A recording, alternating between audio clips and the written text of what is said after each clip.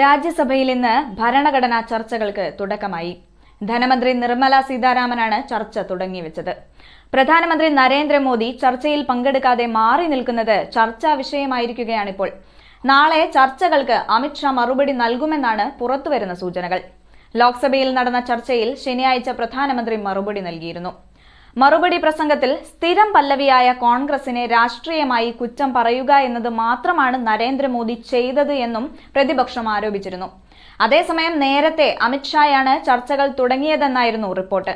എന്നാൽ ഛത്തീസ്ഗഡിൽ സുരക്ഷാ അവലോകന യോഗത്തിൽ പങ്കെടുക്കേണ്ടതിനാൽ അദ്ദേഹം അവിടേക്ക് തിരിച്ചു. ജെ.പി. നദ്ദ, നിർമ്മല സീതാരാമൻ എന്നിവരെ നാളെ ലോക്സഭാ അജണ്ടയിൽ ഉൾപ്പെടുത്തിയിട്ടുണ്ട്. ഭൂപേന്ദ്ര യാദവ്, ഹർദീപ് സിംഗ് പുരി എന്നിവരാകും ബി.ജെ.പിക്ക് വേണ്ടി സംസാരിക്കുക. പ്രതിപക്ഷത്ത് നിന്ന് മല്ലികാർജുൻ ഖാർഗെ ചർച്ചകൾക്ക് തുടക്കം കുറിക്കും. പ്രതിപക്ഷത്ത് നിന്ന് DMK-യുടെ തിരുച്ചി ശിവ, സമാജ്വാദി പാർട്ടിയുടെ രാം ഗോപാൽ യാദവ്, RJD നേതാവ് മനോജ് കെ ഝാ, കപിൽ സിബൽ എന്നിവർ സംസാരിക്കും.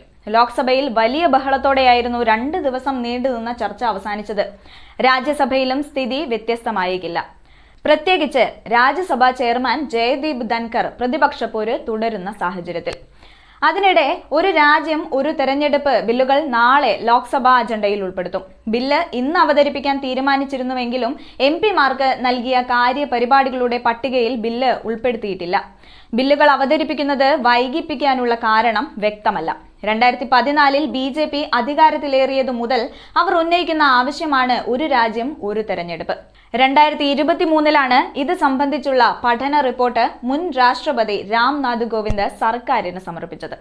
ഒരുമിച്ച് തെരഞ്ഞെടുപ്പ് നടത്തുന്നത് രാജ്യത്തെ അനാവശ്യ സാമ്പത്തിക ചെലവുകൾ ഒഴിവാക്കാൻ സഹായിക്കുമെന്നാണ് BJP വാദം. കഴിഞ്ഞ ദിവസം ബില്ലിന് കേന്ദ്രമന്ത്രിസഭ അംഗീകാരം നൽകിയിരുന്നു. ലോക്സഭ, രാജ്യസഭ, നിയമസഭാ തെരഞ്ഞെടുപ്പുകൾ ഒന്നിച്ച് നടത്താനുള്ള വ്യവസ്ഥകളാണ് ബില്ലിൽ ഉൾപ്പെടുത്തിയിരിക്കുന്നത്. അതേസമയം ബില്ല് പാർലമെന്റിൽ പാസാക്കിയെടുക്കുക BJPയെ സംബന്ധിച്ച് അത്ര എളുപ്പമായിരിക്കില്ല. ബില്ല് പാസാക്കണമെങ്കിൽ 3-ൽ 2 ഭൂരിപക്ഷം ആവശ്യമാണ്. നിലവിൽ ലോക്സഭയിലും രാജ്യസഭയിലും BJPക്ക് ഒറ്റയ്ക്ക് ഭൂരിപക്ഷം ഇല്ലാത്തതിനാൽ സർക്കാർ തിരിച്ചടി നേരിട്ടേക്കാം. അതേസമയം 2034 മുതൽ ലോക്സഭയിലേക്കും നിയമസഭയിലേക്കും തെരഞ്ഞെടുപ്പ് ഒരുമിച്ച് നടക്കാനുള്ള വ്യവസ്ഥകളുമായാണ് ഒരു രാജ്യം ഒരു തെരഞ്ഞെടുപ്പ് ബില്ല് ഇപ്പോൾ തയ്യാറാക്കിയിരിക്കുന്നത്. ഒരു രാജ്യം ഒറ്റ തെരഞ്ഞെടുപ്പ് ബിൽ ലോക്സഭയിൽ നാളെ അവതരിപ്പിച്ചേക്കും. 129-ാം ഭരണഘടനാ ഭേദഗതി ബില്ല് മുൻ നിയമമന്ത്രി കിരൺ റിജ്ജു അവതരിപ്പിക്കുമെന്നാണ് റിപ്പോർട്ട്. തുടർന്ന് ബില്ല് സംയുക്ത പാർലമെന്ററി സമിതിയുടെ പരിശോധനയ്ക്ക് വിടും.